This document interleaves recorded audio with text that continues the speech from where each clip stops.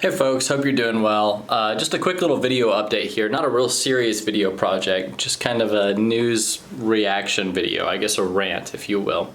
So a lot of you who have been paying attention have seen that Ted Cruz dropped out of the GOP race yesterday, and then Kasich dropped out today. So this leaves Donald Trump as the lone man standing in the GOP race, basically making him the Republican nominee. That hasn't officially been said yet, but he's the last one there, so yeah, it's him. So a lot of people are freaking out about this. A lot of news outlets are making a really big deal about it, just because people are just now realizing that this is actually a possibility in reality, that we're really going to be looking at a Trump versus Hillary runoff for president this next year.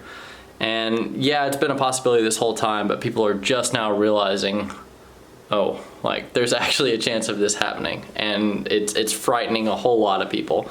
There's a lot of people who are Republicans in various degrees who just can't support Trump, and I frankly don't blame them. I can't really support Trump either. I tend to consider myself just really fiscally conservative and fairly socially liberal, and that's almost the exact opposite of what Trump is, I think. If you were to look at Trump compared to any other politician, he's probably closest to Mussolini or somewhere along the lines of pretty staunch nationalism, or maybe even fascism. But anyway, that aside, people are just now realizing that this is actually a possibility, and the Republican Party is starting to disintegrate. Whether this is just a temporary little blurb or we're actually starting to see the downfall of the Republican Party, I don't know. Only time will tell. But what I think this does that's actually a very good thing is it brings a lot of attention to other parties. I personally am a big fan of the Libertarian Party. I consider myself personally to be a voluntarist, basically meaning I think any voluntary human action, letting people just be free and act under their own volition, is better than any government forced or coerced interaction. And the Libertarian Party, as far as political parties go, is the closest to that.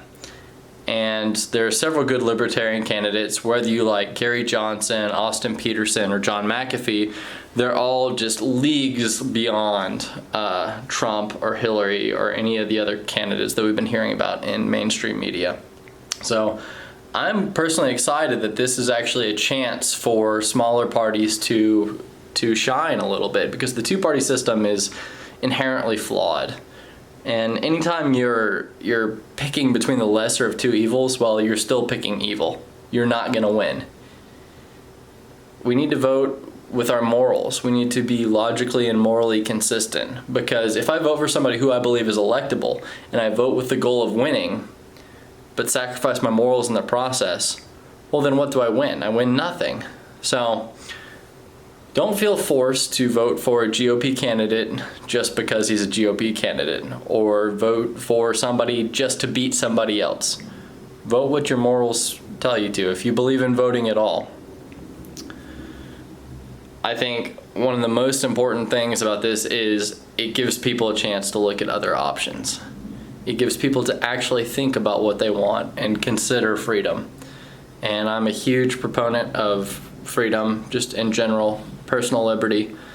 And so this whole hubbub about it being a Trump versus Hillary, I mean, most likely, that hadn't officially been stated yet, a Trump versus Hillary election doesn't really make much of a difference to me, because I'm going to vote in favor of what I believe is moral and what is right. I'm not going to vote to win. So I encourage you to do the same.